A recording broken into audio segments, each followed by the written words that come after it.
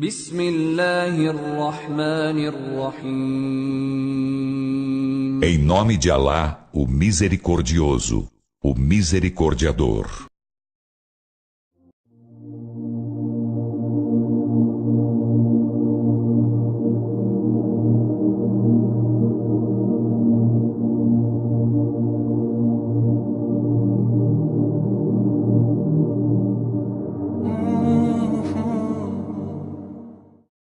فضربنا على آذانهم في الكهف سنين عددا.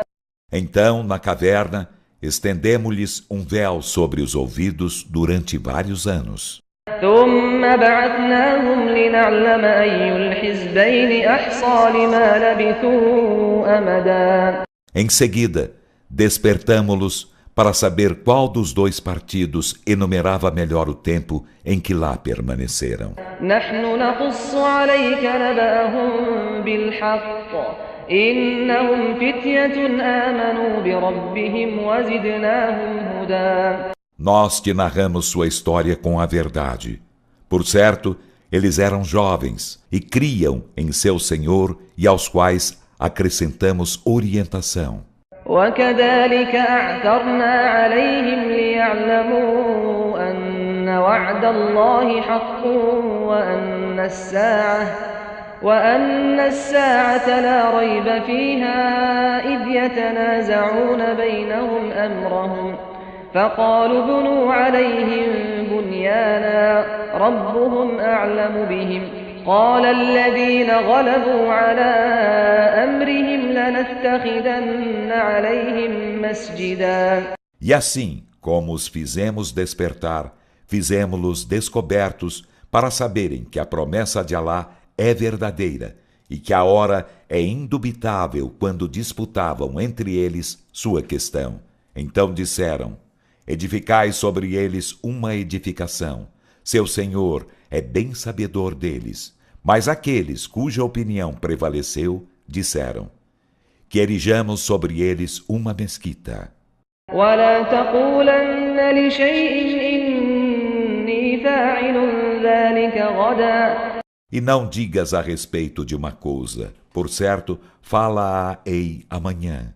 إلا أن يشاء الله واذكر ربك إذا نسيت وقل عسى أن يهديني ربي لأقرب من هذا رشدا. Exceto se acrescentares, se Alá quiser, e lembra-te de teu Senhor quando o esqueceres, e dize: quiçá meu Senhor me guie ao que é mais próximo que isso em retidão.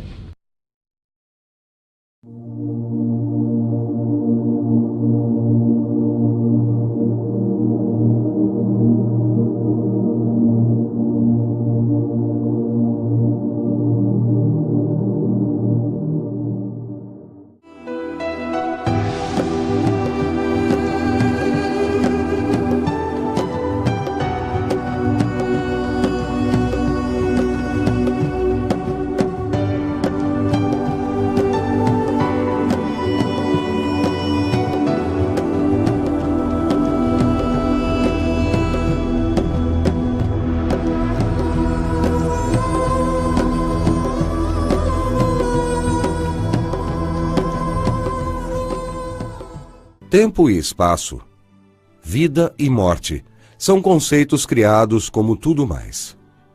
O mundo material foi criado em um momento em que não havia tempo e espaço, e os conceitos de tempo e espaço surgiram dentro desse mundo. Se pudéssemos voltar no tempo, correríamos de encontro a essa fronteira, a qual não há maneira de cruzar. A coisa mais antiga da qual podemos falar é sobre a criação do universo. De fato, o limite identificado pelos círculos científicos atualmente é de 10 elevado à 33ª potência de segundos após a criação do universo. Nem espaço nem tempo podem ser definidos no período de tempo anterior. Neste ponto, nos encontramos diante de uma dimensão sem tempo nem espaço, uma vez que estes dois conceitos pelos quais o homem é limitado foram criados em um momento particular, pois antes da criação o tempo não existia. Foi Allah quem criou estes conceitos para além dos quais não podemos ir, embora Ele mesmo não esteja vinculado a eles. Allah está além do tempo e espaço, razão pela qual Ele existe infinitamente, pois somente Ele é a única existência verdadeira. Tudo, salvo seu ser, veio a ser porque Ele assim o ordenou.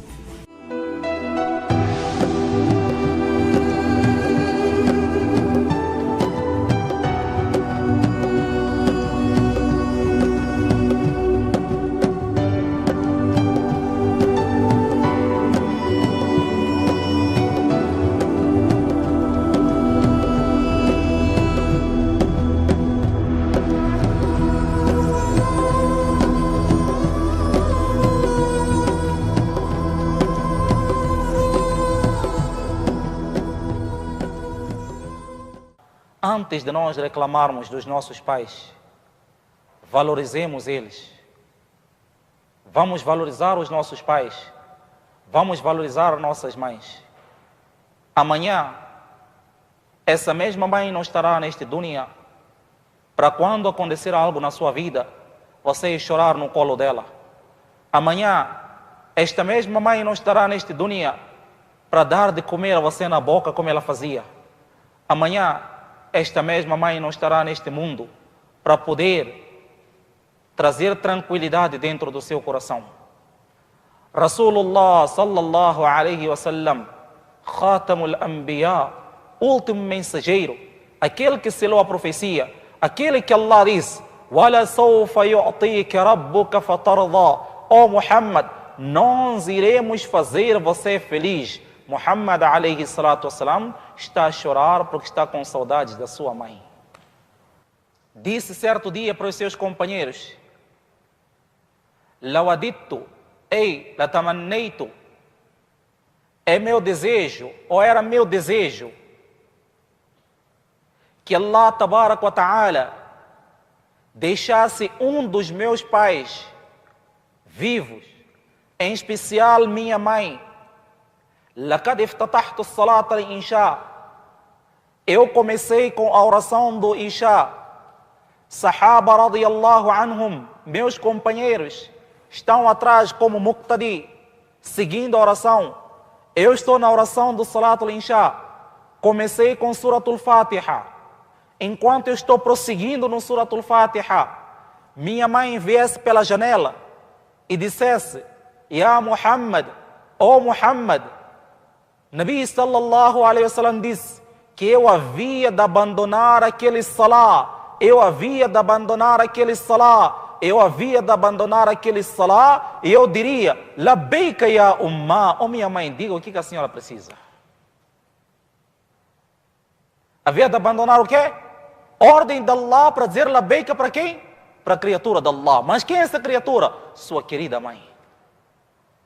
E nós bem sabemos: "La ta'ata lil makhluq fi ma'siyatil khalq", não há obediência à criatura na desobediência do Criador.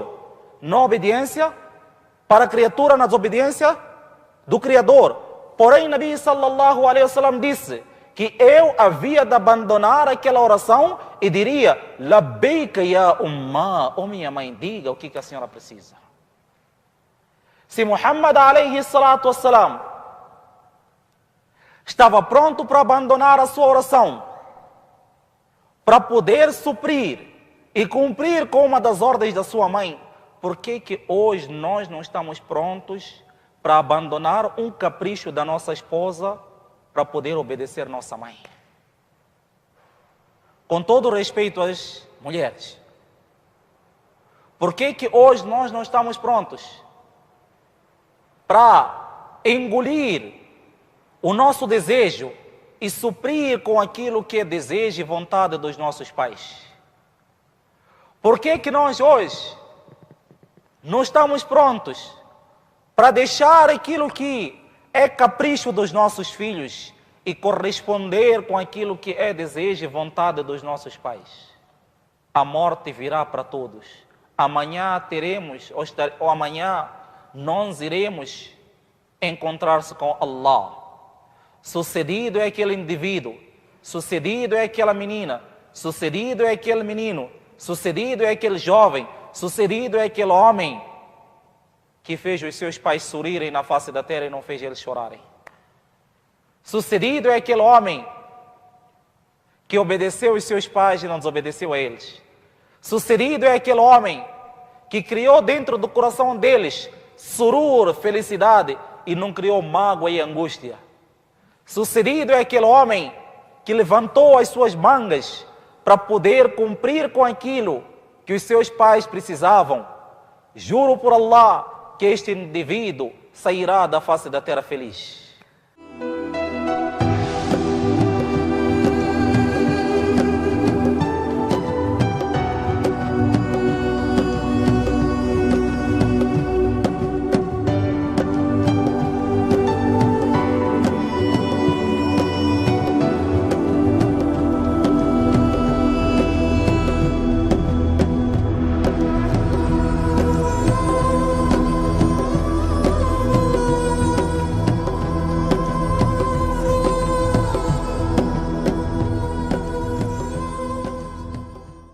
No Alcorão, Deus explica como os ricos devem atender às necessidades dos pobres.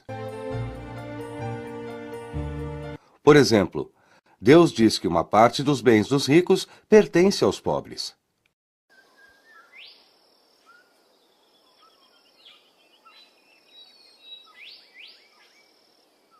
E das suas propriedades foi dado o direito do necessitado pedinte e do desprovido. No Alcorão, Deus chama a atenção de pessoas honradas que mantêm silêncio a respeito dos seus bens. E ele recomenda que seus direitos sejam protegidos. A caridade é para os pobres que estão retidos nos caminhos de Deus, impossibilitados de viajar na terra. Os ignorantes os consideram ricos por suas reticências. Você os reconhecerá por sua marca. Eles não perguntam pelas pessoas insistentemente. O que quer que seja que você dê, Deus o sabe. Uma das mais importantes consequências da pobreza mundial é o problema dos refugiados. A esperança de melhores oportunidades de emprego e condições melhores de vida. Por aí, a luta e o medo têm resultado em deslocamentos em massa, causando com isso sérios conflitos entre países.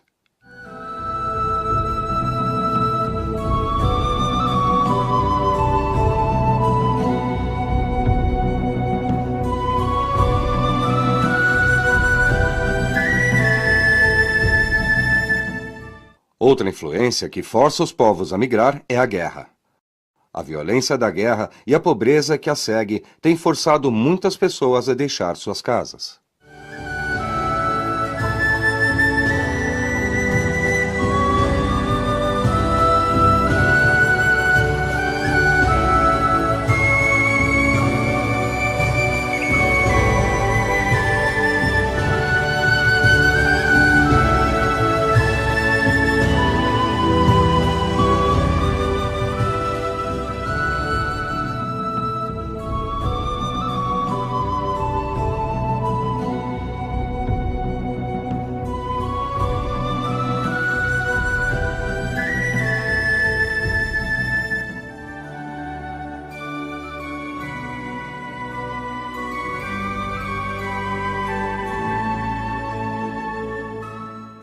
Nesse interim, o frio severo causou a perda de muitas vidas durante a fuga.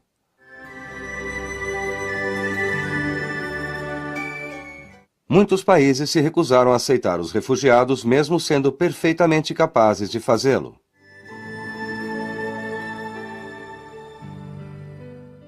No entanto, quando as pessoas vêm para viver pelos valores do Alcorão, elas serão sempre diferentes. Elas sempre defenderão os direitos dos pobres, dos que sofrem e dos exilados.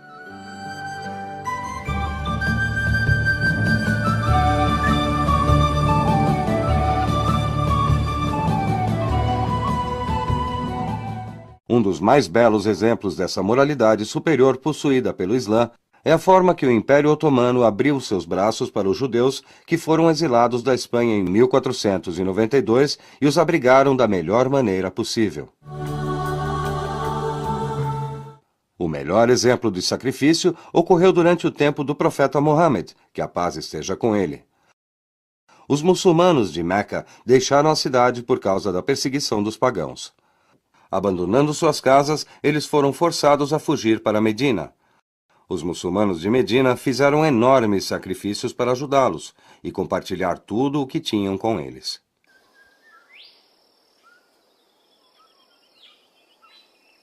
Deus descreveu esses muçulmanos exemplares no Alcorão. Aqueles que estavam estabelecidos em suas casas e em sua fé, antes de eles virem, amaram aqueles que deixaram seus lares no caminho de Deus, e não encontraram em seus corações nenhuma necessidade por aquilo que lhes foi dado, e os preferem a si mesmos, mesmo se estiverem passando necessidades.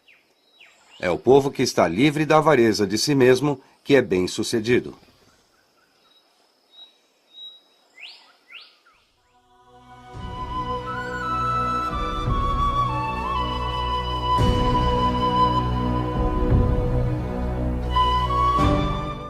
A salvação da humanidade está na restauração dessa moralidade superior que oferece o que se tem a outros para prazer a Deus, independente das suas próprias necessidades.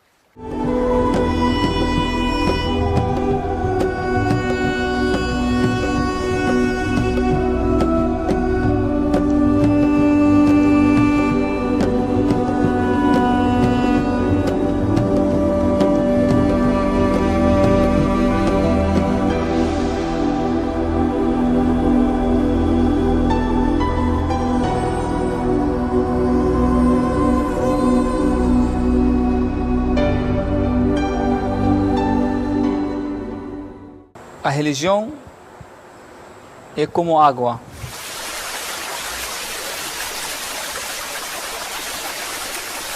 Eu nunca vi um ser humano viver sem água. Que todo mundo precisa água para viver. Aí também a mesma coisa. O ser humano ele precisa da religião. Porque a água ela simboliza a purificação e pureza. O ser humano, como ele não pode ficar sem essa bebida divina, também não pode ficar sem essa luz também que Allah subhanahu wa ta'ala mandou para nós.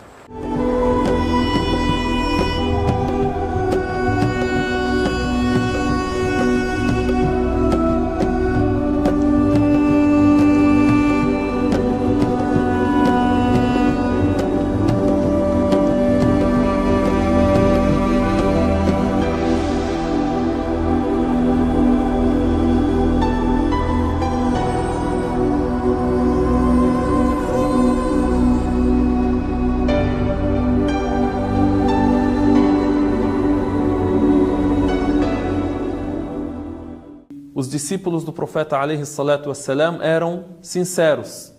Então eles de pronto disseram: Ya Rasulallah, kulluna nakrahu al-maut. Ó mensageiro de Deus, todos nós detestamos a morte. Então ele está dizendo para eles: aquele que gostar de encontrar a Deus, Deus gostará de encontrá-lo. Aquele que detestar encontrar a Deus, Deus irá detestar o seu encontro. Então eles entenderam que isso é a morte. Mas aí ele explicou para eles: eu não estou querendo dizer que você deve gostar da morte, deve desejar morrer. Não, deve viver, deve trabalhar, construir nessa vida. Para isso Deus nos criou. Mas deve adorar a Deus e estar preparado para esta viagem, para a viagem para a eternidade. Deve estar preparado para o encontro com Deus. Então, quando eles reclamaram, disseram: Ya Rasulallah, kulluna nakrahu al-maut. Aí ele explicou que eu não quis dizer que você deve gostar de morrer ou desejar morrer, mas eu quis dizer que você deve estar preparado para a morte. Ele disse para eles: Laysa dhalika karahiyatul maut. O que eu quis dizer não é detestar a morte. ولكن المؤمن إذا حضر جاءه البشير من الله ليس شيء أحب إليه من أن يكون قد لقي الله. Mas quando o crente agoniza para morrer, não há nada mais agradável a ele do que isso, porque ele tem a boa notícia, ele tem o anúncio da misericórdia de Deus. Então não tem nada para ele naquele instante mais agradável do que a morte, do que encontrar a Deus.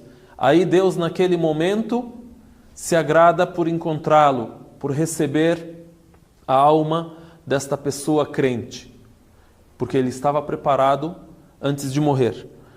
E aí depois o profeta sallallahu alaihi wasallam também diz sobre o descrente, ou aquele que é pecador. وَإِنَّ الْفَاجِرَ أَوْ الْكَافِرَ إِذَا حُضِرَ جَاءَهُ مَا هُوَ صَائِرٌ إِلَيْهِ مِنَ الشَّرِّ أَوْ مَا يَلْقَى مِنَ الشَّرِّ.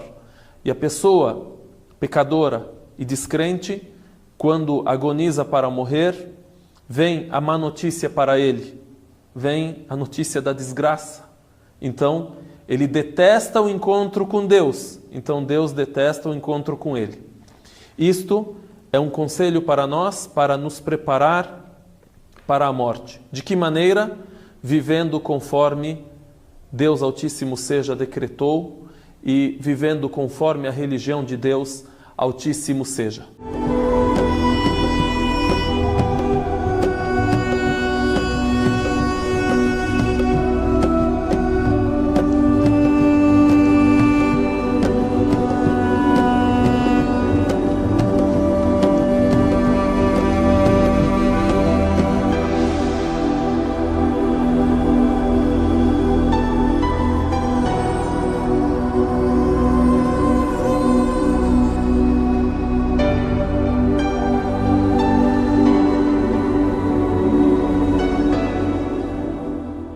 Alá possui todo o conhecimento dos céus e da terra, todas as coisas que vivem entre eles, todas as leis que se aplicam no universo e todas as coisas que acontecem em todos os momentos,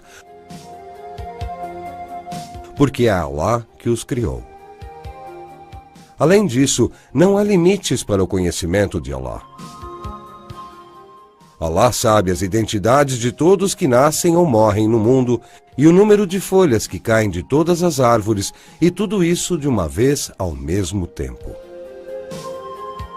Ele conhece cada detalhe dos bilhões de estrelas e dos bilhões de galáxias no universo, e muitas outras coisas que nem podemos listar aqui.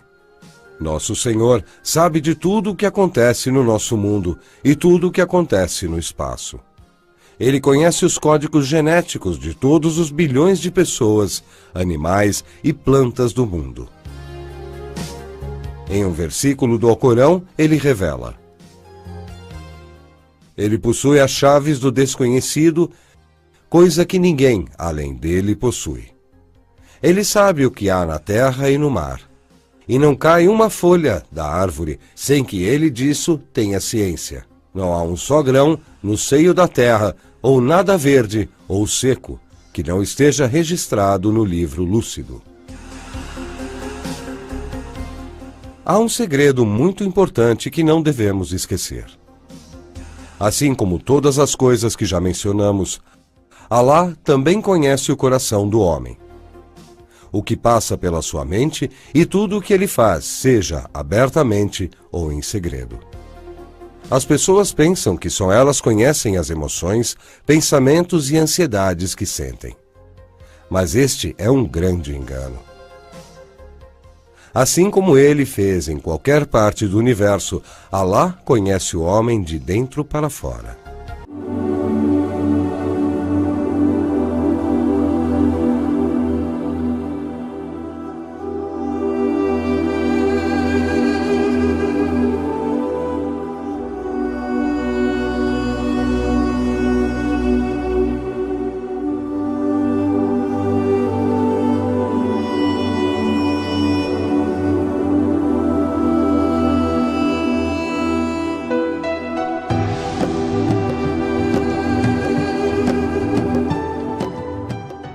O haram, aquela coisa que prejudica o ser humano.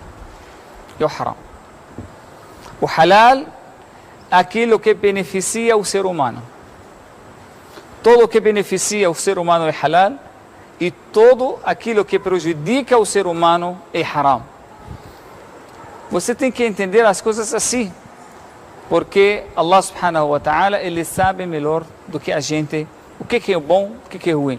Nunca pensa que o haram é uma coisa chata, uma coisa para colocar limite para a sua atividade, para complicar a sua vida, mas sim uma coisa para proteger você, para deixar você protegido contra qualquer coisa que prejudica você. Então a gente tem que, quando você sabe e entende o haram desse jeito, aí tem facilidade de você evitar. Se o médico fala para você, se o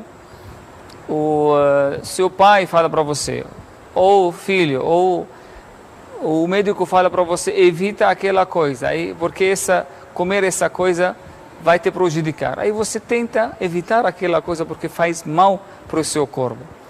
E faz com prazer. Você nunca vai falar para o médico, você está atrapalhando a minha vida, você está me prejudicando, você fala para você, não come, por exemplo, carne ou gordura, porque você tem um problema, aí a gordura faz muito mal para a sua saúde. Você nunca acha isso uma coisa ruim, né, na sua parte? Porque você não briga com o médico, né? Porque ele está falando uma coisa benéfica para você. Ele tem medo da você ficar pior. Ele tem carinho, ele tem amor por você. Nunca acha que uma coisa que é ruim. Ao contrário, alaikum salam. Você tem que receber isso com muito prazer, com muita alegria, que alguém está querendo cuidar da sua saúde. A religião é assim. Como eu falei para vocês, a religião como essa água, que é uma coisa muito benéfica para nós. Não só uma coisa benéfica, mas uma necessidade para o ser humano. Para ele ficar feliz, o sucesso do ser humano, ele tem que seguir essas orientações.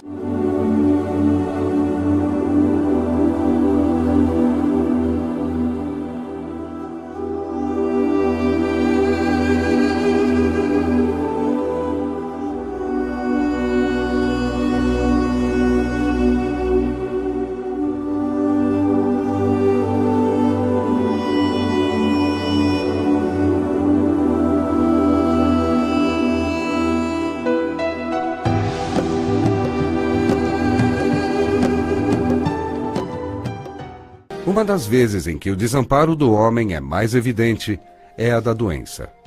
A fim de que o homem perceba esse sentimento, Allah criou centenas de tipos de doenças diferentes.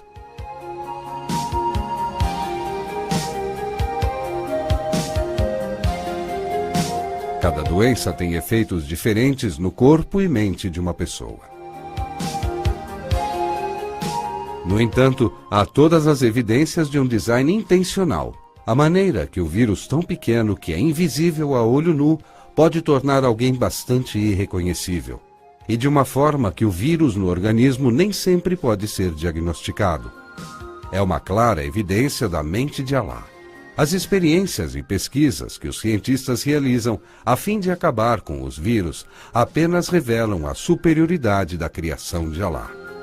Uma vez que é Allah quem inflige essas doenças, só a partir da sua vontade pode se recuperar delas. Se Allah assim o desejar, ele pode remover uma doença com seu atributo de curador.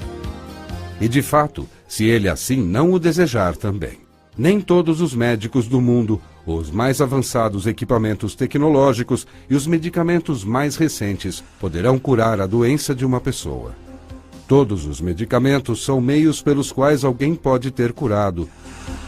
Se Allah o desejar, ele pode permitir que o tratamento aplicado efetue uma cura.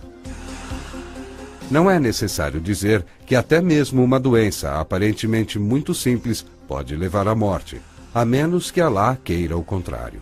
Sendo este o caso, o que as pessoas precisam fazer é comparar a sua própria impotência com a mente infinita do nosso Senhor e pedir sua ajuda quando estão em dificuldades. Não se esqueça de que não temos outro socorrista ou protetor além de Allah.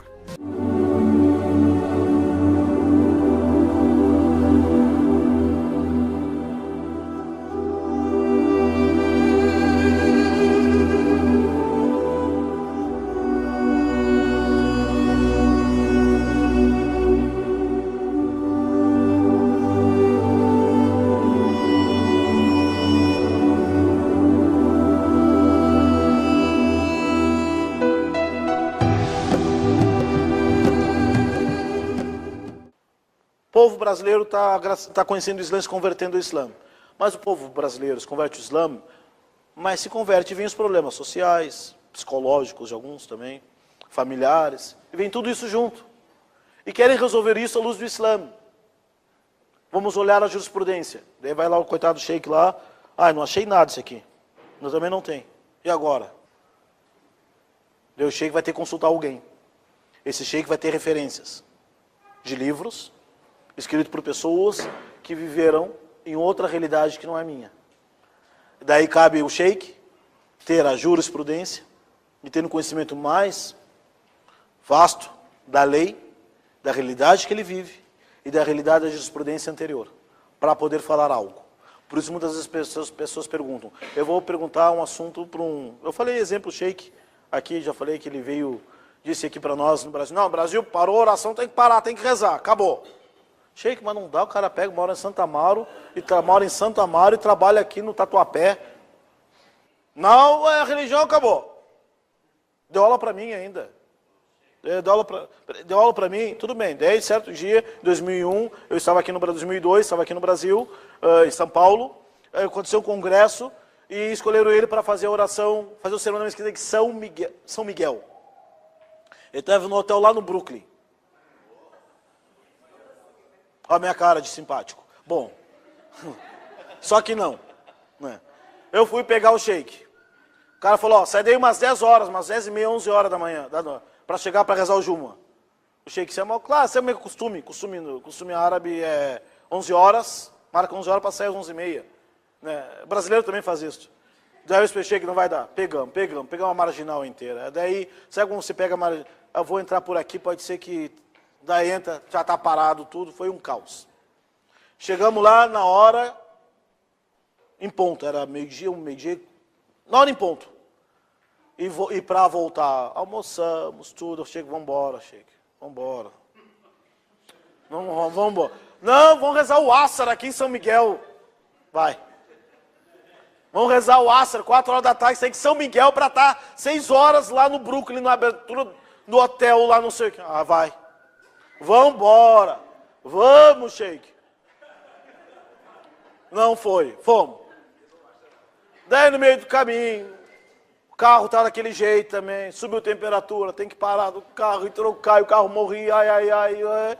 Chegamos lá, exatamente, acho que já estava começando já o esquema. Tanto é que nós entramos assim, já estava louco, ele perguntou para assim, eu tenho que tomar um banho. Falou, quer tomar um banho também? Pode até tomar banho aqui. Tomei banho lá no quarto dele, tudo. Depois que estava descansando, sheik, e aí? Como é que o pessoal aqui, o brasileiro, não estou falando daquele que tem loja, que fala para o funcionário, fica aqui que eu vou rezar na mesquita. Não estou falando para aquela pessoa que, alhamdulillah, que pode dizer assim, funcionário, fica aqui que eu vou ali na mesquita rezar sexta-feira, almoço, depois eu volto. Estou falando para o muçulmano comum. Brazuca. O trabalhador que pega o metrô, pega busão, igual eu, pega, na humildade. Guaianazes. Eu estou falando desse daí. Tem quebrou, estou falando. Sheik, como é que ele faz, sheik? Como é que ele faz para rezar? O sheik falou assim, reza do jeito que vocês quiserem, do jeito que vocês puderem. Do jeito que vocês puderem. Sentiu o drama. Do jeito que vocês puderem, tá valendo. Alhamdulillah. Porque é alguém, tem um conhecimento da Sharia, sentiu na pele o que normalmente a pessoa às vezes passa no São Paulo e viu. Então isso é jurisprudência. Por que há divergência das opiniões? São realidades diferentes.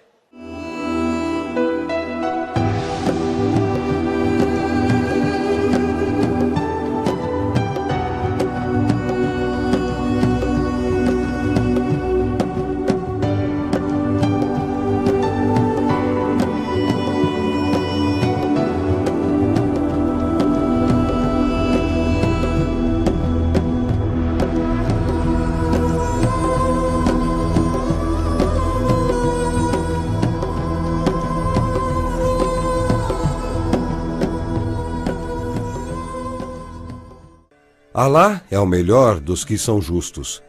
A escala da sua justiça preenche todo o universo. Ele trará justiça aos seus servos neste mundo e no próximo. Alá, o oniovinte, o onisciente, dirige o universo com toda a sabedoria e justiça. Tudo o que as pessoas fazem ao longo de suas vidas será medido à luz da justiça infinita de Alá. Alá revelou no Alcorão que os malfeitores não ficarão impunes por seus erros, mas que até mesmo uma única boa ação será recompensada.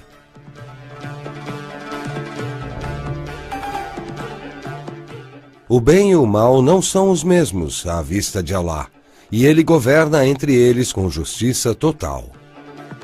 O lugar onde a justiça infinita de Alá pode mais claramente ser vista é no além, após a morte. E é certo que Alá é aquele que nada esquece, o mais fiel às suas promessas. Todo ser humano, sem exceção, será recompensado no além por seus atos neste mundo.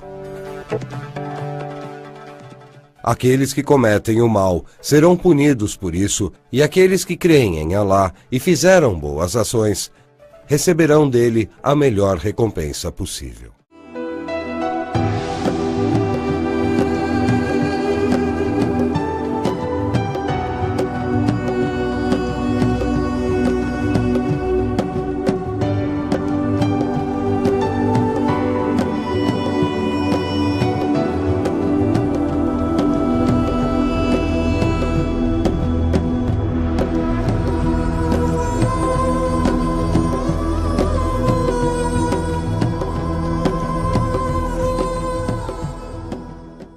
Fiqh significa entendimento profundo de algo. Fiqh significa entendimento, compreensão, que aborda tudo sobre um determinado assunto. É usada no Alcorão algumas vezes essa expressão. Se vocês acharem, por exemplo, na surata número 11, versículo 91, 11, versículo 91, e disseram, ó Shuaib, é o nome de um profeta, ma nafqahu kathiran mimma taqul. Ó Shuaib, nós não temos fiqh, não entendemos a maior parte que você está falando. O que é o fiqh então? O profeta pegou Abdullah ibn Abbas, companheiro dele, botou a mão no seu peito e disse, Allahumma, ó Allah, faqihu fid-din, faça ele compreender, entender a religião. Fiqh, literalmente, compreender, entender. Ter o conhecimento sobre um determinado, conhecimento profundo sobre um determinado assunto.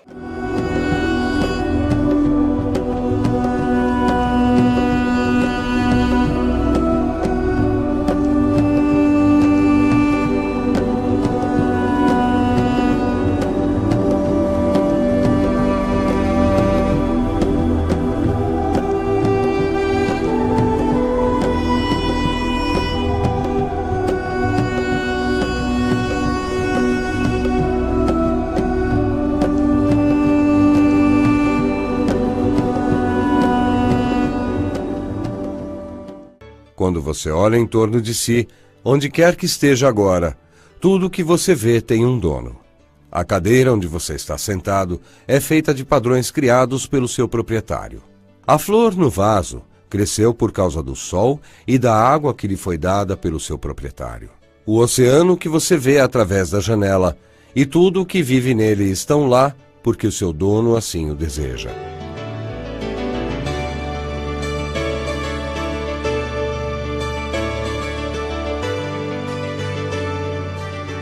O proprietário de todas as coisas e todo o universo é o Todo-Poderoso, Alá, Senhor de todos os mundos.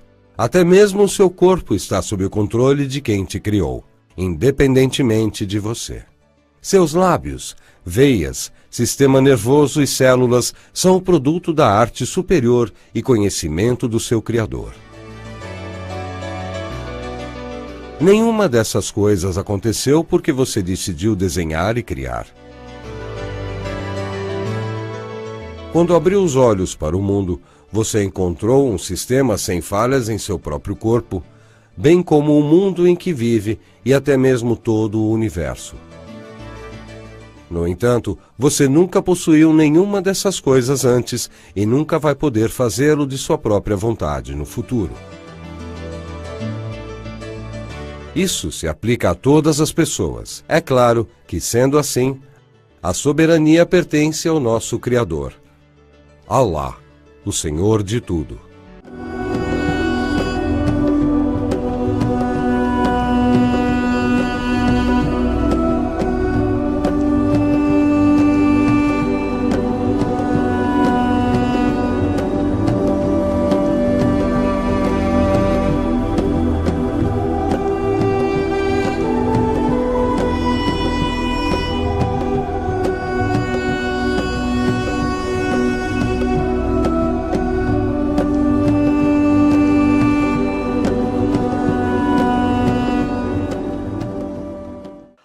No contexto geral, o monoteísmo, a fé, Jesus final, prestar contas, paraíso, inferno, balança, prestação de contas, é a mesma. A mesma religião de Noé é a mesma de Moisés, que é a mesma de Abraão, que é a mesma de Davi, que é a mesma de Jesus e a mesma de Muhammad.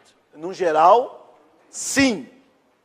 Porém, as regras na época de Noé foram reveladas por Deus. As regras na época de Abraão foram reveladas por Deus. As regras na época de Moisés foram reveladas por Deus.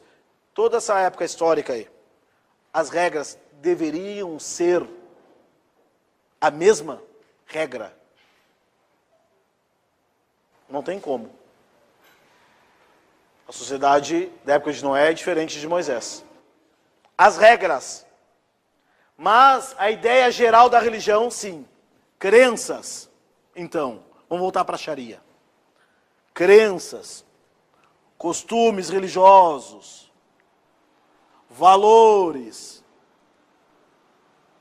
Tem que ser a mesma. O que vai mudar é regras. Na época de Moisés, a lei mosaica, por exemplo, era proibido comer tal tipo de alimento. Veio Jesus, abrogou essa regra. Veio Muhammad, abrogou outras regras. Ou seja, a legislação, algumas das ordens, não estou falando de crença, algumas ordens podem ter sido, e não há problema, e ser abrogadas. Ou então, a religião para Deus é única, e o plural de Sharia, a legislação é única, porém, o que era lícito na época de Adão, deixou de ser lícito na época de Moisés, e deixou de ser lícito outras coisas na época de Salomão, e assim por diante.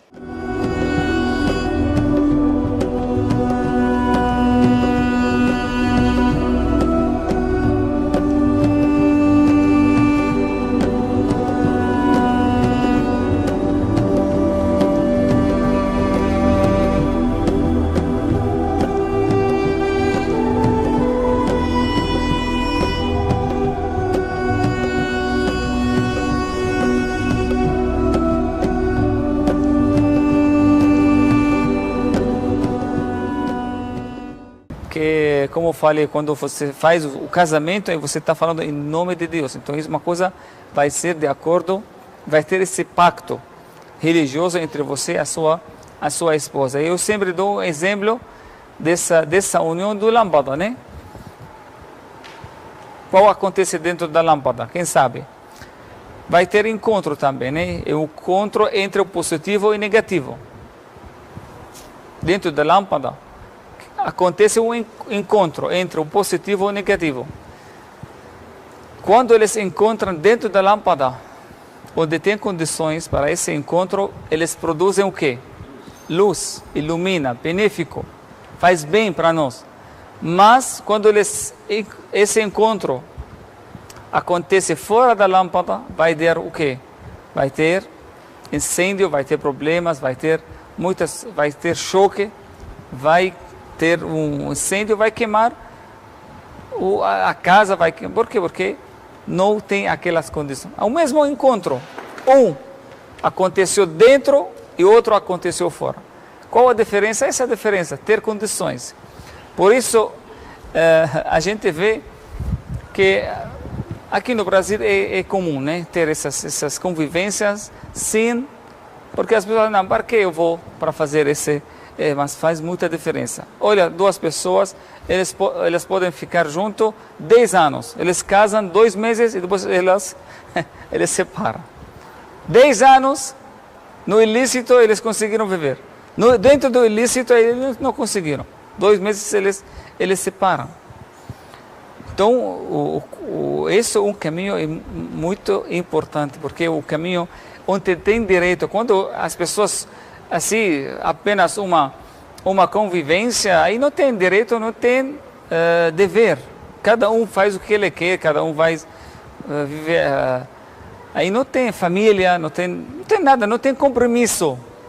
Isso é o que mais importa, ter compromisso. O casamento significa compromisso. Por isso é difícil. Aí tem direito, tem deveres, tem regras. Aí o que as pessoas hoje em dia, eles querem ficar mais à vontade. Eles acham, eu quero ficar mais livre. Eu não quero... Religião, deixa para lá. Religião agora, para que complica a minha vida? Ele acha que ele está complicando, mas na verdade, sem a religião ele está complicando.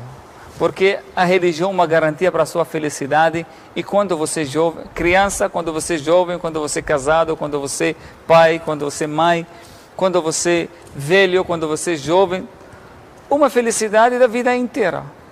Uma garantia de felicidade. Agora, fora da religião, eu quero deixar isso bem também claro para nossos jovens, para escolher esse caminho, o caminho do lícito. Qualquer coisa, pergunta se... O que Allah subhanahu wa ta'ala fala sobre essa coisa? Se não quer uma orientação, se não quer alguém que te dá uma... Talvez pode ser uma coisa desagrada a você, não é o que você deseja, mas é bom. Porque não todas as coisas assim gostosas são benéficas. Muitas coisas que a gente não gosta, mas são benéficas. Aí a gente tem que sempre seguir as coisas benéficas, não segue o desejo. O desejo te leva para o lugar errado, mas inshallah a religião te leva para um lugar inshallah certo.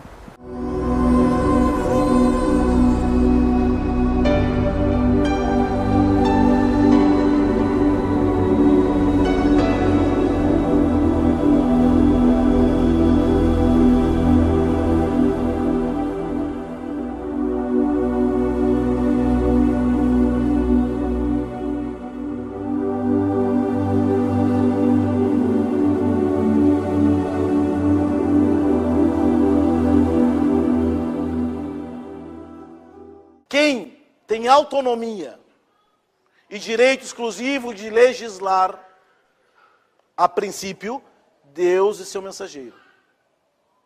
Deus e seu mensageiro. A princípio. Todas as outras legislações têm que vir de uma interpretação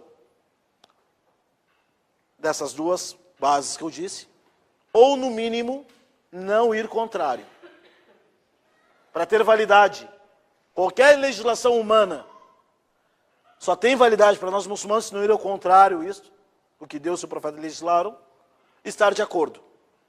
Mas tem coisas, é só Deus mesmo para legislar. Deus legislou que a oração, o profeta legislou, tornou lei, que para fazer a oração tem que fazer a ablução antes. Alguém pode legislar isto? Existe parlamento islâmico que os sheiks vão fazer votação. A partir de hoje não precisa fazer o wudu para rezar. Então, quem é que legisla na religião islâmica? Deus e seu profeta, mais ninguém.